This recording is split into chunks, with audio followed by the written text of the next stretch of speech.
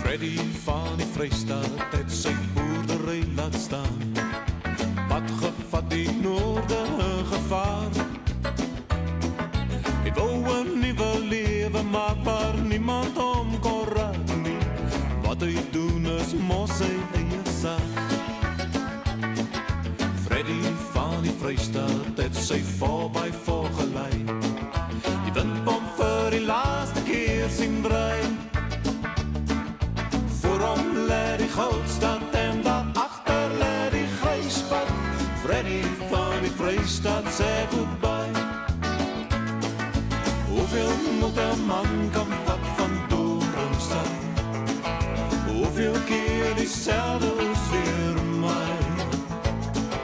Hoeveel keer se kommernis van werk tot die weer onder is? Sê my wie so wat is the day?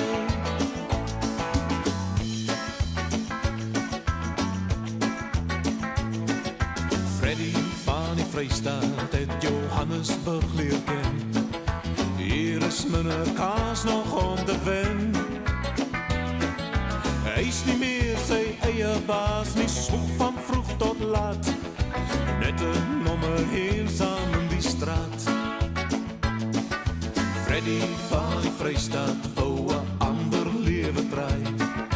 Maar hy mis die haan wat s'morgens kraai. Voorom lê die ruimtes en daarachter lê die entes.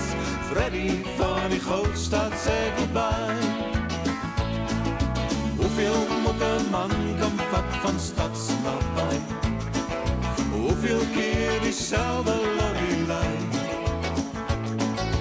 Hoeveel keer se kommernis van werk tot jy weer onder is?